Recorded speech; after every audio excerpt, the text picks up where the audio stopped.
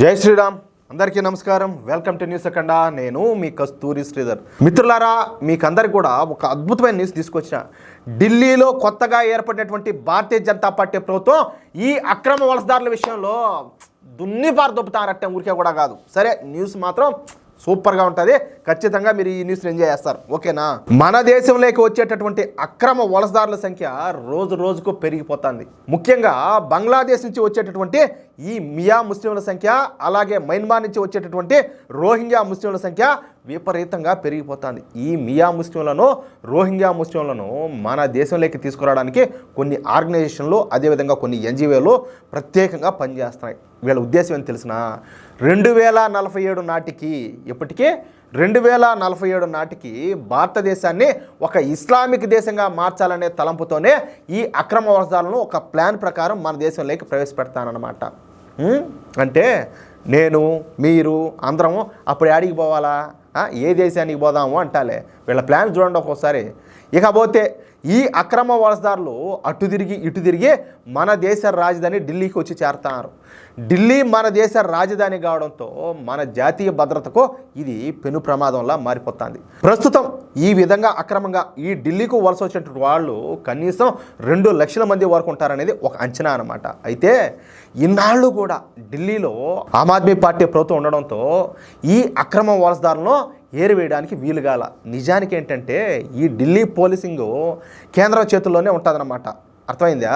అయినప్పటికీ అక్రమ వలసదారులు ఏరేసేదానికి ఈ ఢిల్లీ ప్రభుత్వం యొక్క పర్మిషన్ కావాల్సి వచ్చేది. కానీ మొన్నటి ఢిల్లీ ఎన్నికల్లో భారతీయ జనతా పార్టీ ఘన విజయం సాధించి 48 అసెంబ్లీ స్థానాలను సొంతం చేసుకునేది. దీనితో ఇక ఢిల్లీలో కొత్తగా ఏర్పడినటువంటి ఢిల్లీ ప్రభుత్వం ఆధ్వర్యంలో 2వ రోజే కేంద్ర హోంశాఖ మంత్రి అమిత్ షా గారి అధ్యక్షతన జరిగినటువంటి సమావేశంలో పోలీసులను అమిత్ షా గారు స్పష్టంగా ఒక దిశానిర్దేశం చేశారు.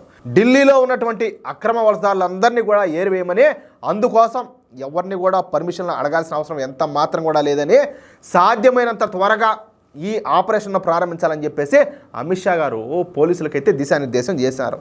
అంతే, ఇక ఢిల్లీలో ప్రతి పోలీస్ స్టేషన్కు సంబంధించిన ఒక్కొక్క ప్రత్యేకమైనటువంటి టీంను ఈ అక్రమ వలసదారులను ఏరేసేదానికే ఏర్పాటు చేశారన్నమాట. ఇక ఈ ఢిల్లీ పోలీస్ టీములు ఈ మెట్టల దండు అంటారు కదా, ఆ మారిగా మెట్టల దండులాగా ఢిల్లీ అంతటా కూడా పెద్ద ఎత్తున ఈ సెర్చ్ ఆపరేషన్లన్నీ కూడా చేపట్టారన్నమాట. ఢిల్లీలో ఉన్నటువంటి అన్ని మురికి వాడలను సెర్చ్ చేయడం ప్రారంభించారు. ఎందుకంటే ఏడ మురికి ఉంటుందో ఆడ దోమలు ఆ మారున్నట్టు, ఏడ మురికి వాడలు ఎక్కువ ఉంటాయో ఇటాటోళ్ళు ఎక్కువ పోయి ఆడుంటారనమాట. ముఖ్యంగా ఈ అక్రమ వలసదారులు యమునా నది పొడవునా అక్రమ కట్టడాలను నిర్మించుకొని నివసిస్తూ ఉండడంతో ఇక ఆ ప్రాంతం పైన ఢిల్లీ పోలీసులు దృష్టి పెట్టినారు. ఢిల్లీ పోలీసులు ఈ అక్రమ వలసదారుల సర్టిఫికెట్లు చెక్ చేసి అప్పటికప్పుడు ఈ అక్రమ వలసదారులను అరెస్టులు అయితే చేస్తారనమాట. ఈ క్రమంలోనే నిన్న ఈ అక్రమ వలసదారులకు ఢిల్లీ పోలీసులకు మధ్యన పెద్ద యుద్ధమే జరిగింది. ఈ యమునా నది ఒడ్డున ఉన్నటువంటి బంగ్లాదేశ్ మియా ముస్లింలను, అలాగే ఈ మయన్మార్కు చెందినటువంటి రోహింగ్యా ముస్లింలను అరెస్ట్ చేయడానికి పోలీసులు అక్కడికి వెళ్ళడంతో మహిళలను అడ్డం పెట్టుకొని ఈ అక్రమ వలసదారులు తప్పించుకోవడానికి తీవ్ర ప్రయత్నం చేశారు.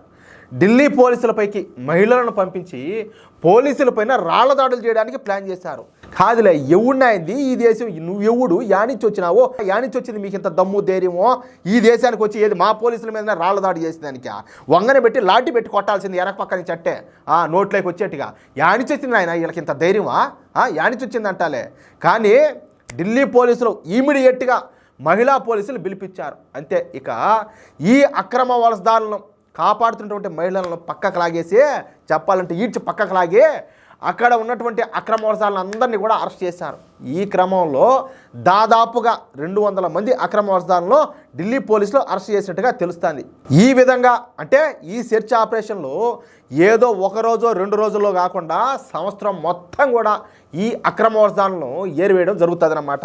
మొత్తం మీద ఈ 1 సంవత్సరంలోనే 1,00,000 మంది అక్రమ వలసదారులను తిరిగి బంగ్లాదేశ్కు అటు మయన్మార్కు పంపించాలనే టార్గెట్తో ఢిల్లీ పోలీసులు రాత్రనక పగలనక చాలా వరకు కష్టపడతారు. ఏదే మన దేశం కోసం, స్వచ్ఛ భారత్ కోసం ఇంతలా కష్టపడుతున్నటువంటి పోలీసులందరికీ కూడా న్యూస్ అఖండ తరపున నేను హ్యాట్స్ ఆఫ్ చెప్తున్నా. ఎందుకంటే ఈ దరిద్రులంతా వచ్చి దేశం అంతా పాకిపోయినారనుకో, మనకేలే మన భవిష్యత్తుకే ప్రమాదం. కాబట్టి ఈ ప్రమాదం నుంచి మనల్ని కాపాడడానికి పోలీసులు అదేవిధంగా భారతీయ జనతా పార్టీ ప్రభుత్వం చాలా వరకు శ్రమిస్తున్నారు.